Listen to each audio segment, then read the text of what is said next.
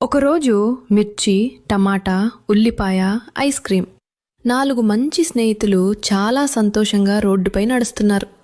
నవ్వుకుంటూ మాట్లాడుకుంటూ ఆటలు చేసుకుంటూ ముందుకు వెళ్తున్నారు. అంతలో ఎండెక్కువైంది. సూర్యుడు బాగా మండుతున్నాడు. కొద్దిసేపటికి ఐస్ క్రీం కరిగిపోవడం మొదలైంది. మెల్లగా మెల్లగా కరిగిపోయి ఐస్ క్రీం చనిపోయింది. అది చూసి ముగ్గురు గట్టిగా ఏడ్చారు. మన స్నేహితుడిక లేడు అని బాధపడ్డారు. ఏడుస్తూ అలా ముందుకు వెళ్తుండగా రోడ్డు పక్కన ఒకరన్నారు, ఈ మిర్చి చాలా బావుంది కదా. అంతే, మిర్చిని తీసుకొని బజ్జీ వేసేశారు. మిర్చి కూడా చనిపోయింది.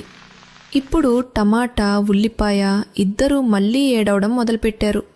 మా ఇంకొక స్నేహితుణ్ణి కూడా కోల్పోయాం అని బాధపడ్డారు. ఇద్దరూ కన్నీళ్లతో నెమ్మదిగా ముందుకు నడుస్తున్నారు. అంతలో ఒక కారు వేగంగా వచ్చి టమాటాను తొక్కేసి ఆగకుండా వెళ్ళిపోయింది. టమాటా కూడా చనిపోయింది.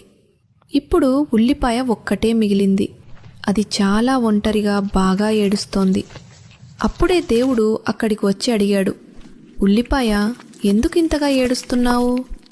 ఉల్లిపాయ తన కన్నీళ్లను తుడుచుకుంటూ చెప్పింది, దేవుడా, ఐస్ క్రీం చనిపోయినప్పుడు మేం ముగ్గురం ఏడ్చాము. మిర్చి చనిపోయినప్పుడు నేను, టమాటా కలిసి ఏడ్చాము.